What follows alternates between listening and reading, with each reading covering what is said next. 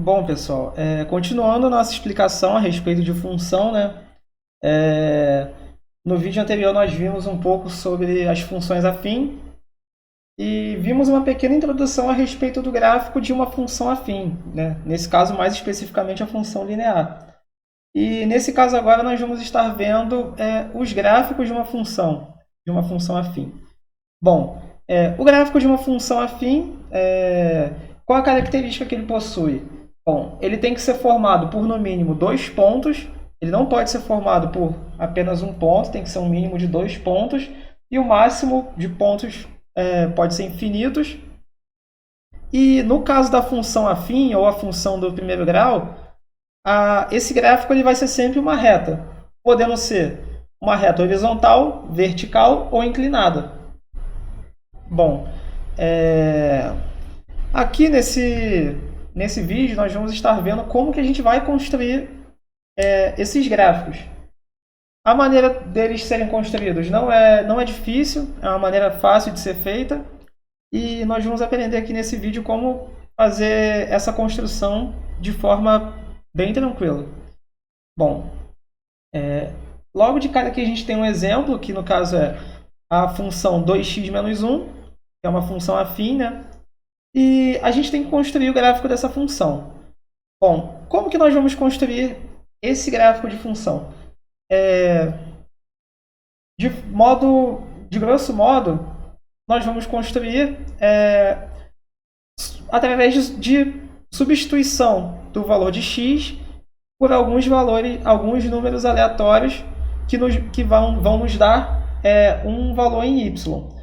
Bom, se vocês recordarem da explicação que eu dei no vídeo anterior, vão lembrar que o f de x também pode ser chamado de y e que esse valor, o f de x, ele possui uma relação com o x da função, ou seja, cada valor que você utilizar no lugar do x, você vai obter um valor em y. Então, justamente por causa dessa relação entre o x e o y, que nós conseguimos construir o gráfico de qualquer função, tendo apenas a função, né, a expressão em si que representa essa função, e alguns valores aleatórios que a gente dá para o x.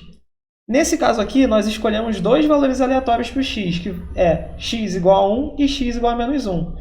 Bom, o que a gente tem que fazer aqui? Descobrir o valor de y para cada uma dessas situações. Ou seja, o valor de y para quando x é igual a 1 e o valor de y para quando x é igual a menos 1. Aqui nessa tabelinha já tem a resposta, mas a gente vai ver passo a passo como que faz. Bom, o primeiro passo aqui. A gente tem a expressão que é 2x menos 1. Basta substituir o x igual a 1 aqui. Então teremos y igual a 2 vezes 1 menos 1. 2 vezes 1, 2. 2 menos 1, 1. Agora nós vamos encontrar o y2, que é esse aqui. y2 é igual a y2' é igual a 2x menos 1. y2' é igual a 2 vezes menos 1, menos 1. 2 vezes menos 1 é menos 2. Menos 2 menos 1, menos 3. Então aqui nós temos os dois valores de y encontrados.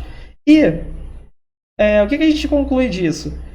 Como a gente tem dois valores de x e dois valores de y, consequentemente nós temos duas coordenadas.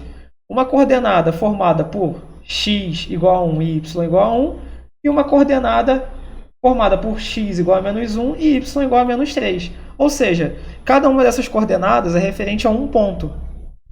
Então, nós temos dois pontos aqui. Um ponto eu vou chamar de C, que é o ponto formado por x igual a 1 e y igual a 1. E o outro ponto eu vou chamar de B, que é o ponto formado por x igual a menos 1 e y igual a menos 3. Tendo esses dois pontos, o que eu vou fazer? Eu vou marcar no gráfico, no ponto cartesiano, o ponto C aqui como x igual a 1 e y igual a 1. O ponto B aqui como x igual a menos 1 e y igual a menos 3. Vou marcar esses dois pontos e traçar uma reta ligando ambos. Essa reta que a gente traçar vai ser o gráfico da função afim. Bem simples, né? Bom, além disso, nós vamos falar aqui também, agora um pouquinho dos elementos dos elementos dessa função. Eu já falei no vídeo anterior, mas é bom falar de novo para reforçar, ainda mais quando se trata do desenho de gráficos de função. Bom, a função afim ela tem o formato de f de x igual a x mais b, onde o a vai ser o coeficiente angular, que sempre vai estar acompanhando o x, e o b vai ser o coeficiente linear, que também vai ser chamado de termo independente, porque ele vai se encontrar sempre sozinho, sem nenhuma incógnita acompanhando. Bom, aqui nós temos um exemplo. A gente tem a função 5x menos 2, f de x igual a 5x menos 2, e a gente precisa encontrar o coeficiente angular e o coeficiente linear dessa função. Bom, o que é o coeficiente angular e o coeficiente linear? Nada mais é do que o valor de a e de b, respectivamente. O a sempre quem acompanha o x e o b sempre quem não acompanha. Nessa letra a aqui, o coeficiente angular é 5 e o coeficiente linear, menos 2.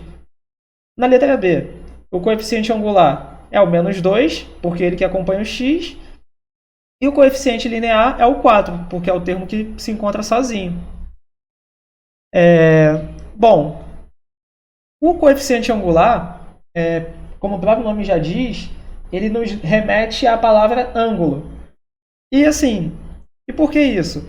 Porque o coeficiente angular nada mais é do que o elemento responsável por dar inclinação para o gráfico da função. Ou seja, vindo aqui nesse desenho dessa função do exemplo que a gente viu, a gente consegue ver que o gráfico da função aqui ele é inclinado. Essa inclinação aqui só é possível porque o a possui um determinado valor que permite que a função fique nessa inclinação. E como que a gente encontra o valor do a, que é justamente essa inclinação? Basta a gente dividir o valor de y pelo valor de x, que é justamente com essa fórmula aqui. A igual a ΔY dividido por ΔX. Bom, além disso, a gente tem o gráfico da função afim ele pode ser de dois tipos. Ele pode ser crescente ou decrescente.